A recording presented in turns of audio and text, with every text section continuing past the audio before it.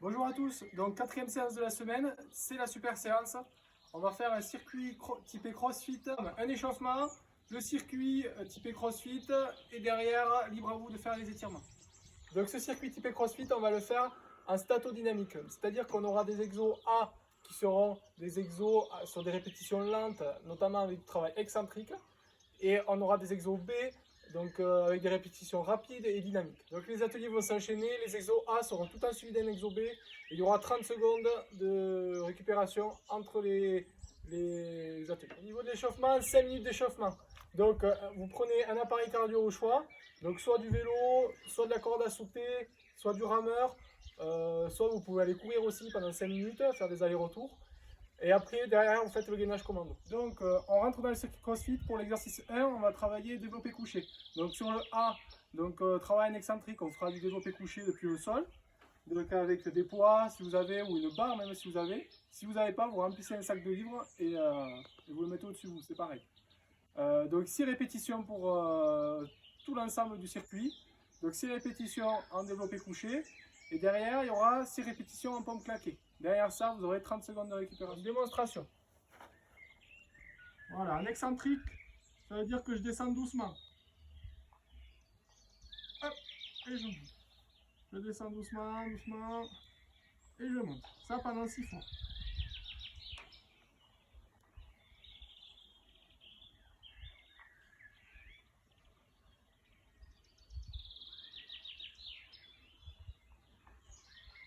Voilà, une fois que j'ai fini ça, je pars de suite sur mes pompes claquées et j'en enchaîne 6.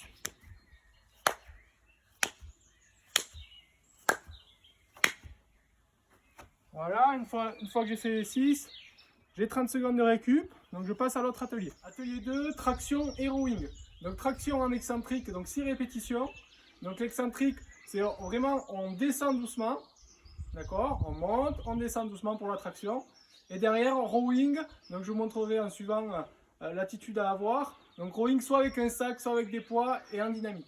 Donc si vous n'avez pas d'endroit pour faire des tractions pour vous accrocher, vous pouvez toujours faire avec une corde un mode de TRX, d'accord, et faciliter les tractions. Ceux qui ne savent pas faire les tractions, je vous conseille de faire ça aussi, d'accord, pour vous entraîner. Donc on monte, d'accord, jusqu'à la poitrine, on descend doucement. On monte, on descend doucement. 6 fois.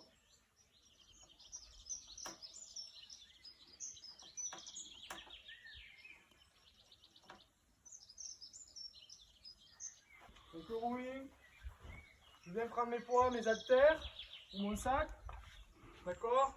Donc dos droit, dos bien droit, voilà, et on va venir monter.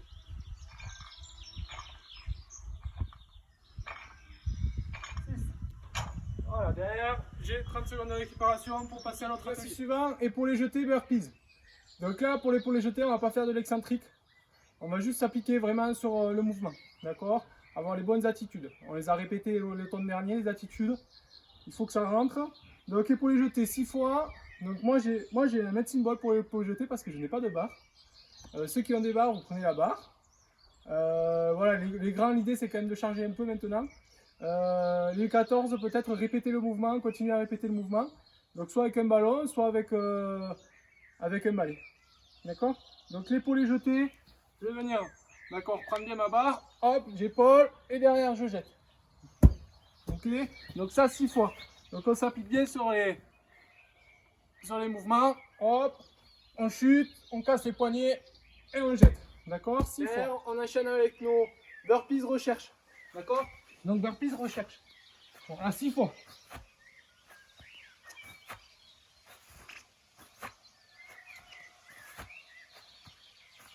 On enchaîne après nos 30 secondes de récupération sur un enchaînement box jump, échelle de rythme. D'accord. Donc sur la box jump, je vais vous demander de descendre en mode squat jusqu'à ce que nos fesses touchent les talons et derrière sauter. Faites attention sur la box, d'accord, de bien mettre les pieds au milieu de la box. Je ne veux pas qu'ils dépassent, c'est dangereux. Et vous pouvez vous faire mal. Après la box, vous la mettez de la taille que vous voulez. Donc on descend, hop, on monte. Voilà, je veux toujours qu'il y ait un alignement avec les genoux. Hop, on monte. 6 fois. Allez, derrière on enchaîne avec l'échelle de rythme. Donc 6 allées.